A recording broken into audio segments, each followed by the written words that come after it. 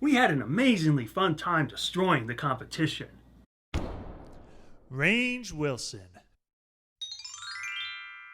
I had hit the ground running in Las Vegas thanks to my friends. They had set me up with a stripper girlfriend named JoJo and introduced me to VIP treatment at the most exclusive Las Vegas nightclubs. Best of all, I had plenty of cash on hand to enable me to fully embrace the decadence and hedonism of Las Vegas. But were there better ways to spend that money? The answer was clear. JoJo and the nightclubs would have to wait because the World Series of Poker was in town. One of the main reasons I had moved to Las Vegas was to play in the World Series of Poker. The potential returns were huge because of the plethora of bad poker players known as fish, who would simply be donating their money to the sharks like me. Even better, for those lucky enough to make a deep run or win a bracelet, there was a chance of landing a sponsorship or a financial backer. There was also the chance of TV time for anyone with a half-decent personality. As Irie Guy liked to say, a real gambler should be putting his entire bankroll at stake at the World Series of Poker. I was not ready to go quite that far, but I was going to make a substantial investment. Meanwhile, the top online pros from all over the country and world were rolling into Las Vegas. One night, Irie Guy arranged a dinner for 30 of the best single-table tournament players in the world.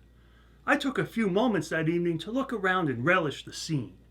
It is rare that you get to spend time with people who are the best in the world at something, and even more rare if you happen to be one of those people. Afterwards, a bunch of us headed over to the tournament room to play some satellites, which are low buy-in tournaments that enable the winners to qualify for high buy-in World Series events. Naturally, we signed up for the single table satellites. We had an amazingly fun time destroying the competition. Personally, I qualified for a $2,000 buy-in to a World Series event. The next day, it was time for my first World Series of Poker event, which had a $1,500 buy-in. Over 2,700 players showed up, which made it the largest live tournament ever at the time if you did not count previous World Series of Poker main events. I could not help feeling a little nervous as I settled into my seat.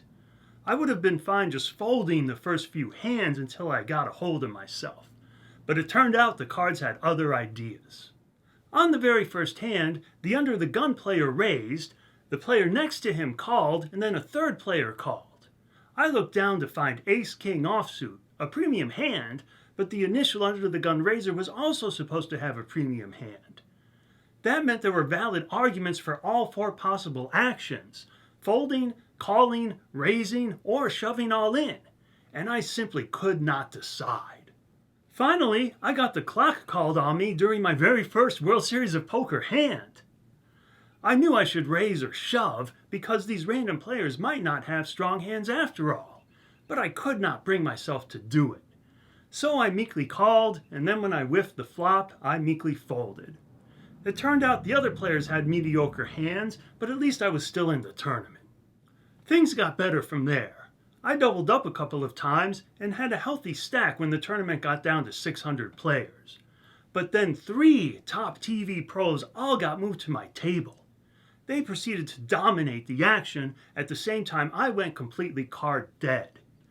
But with a couple of well-timed moves, I was able to sneak into the money before I busted out for a profit of $775.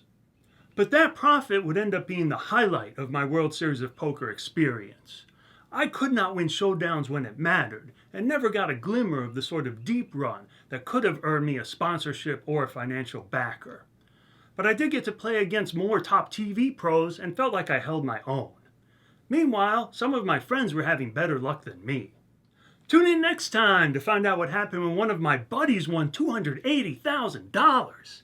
Until then, regular viewers, please like, comment, and/or share.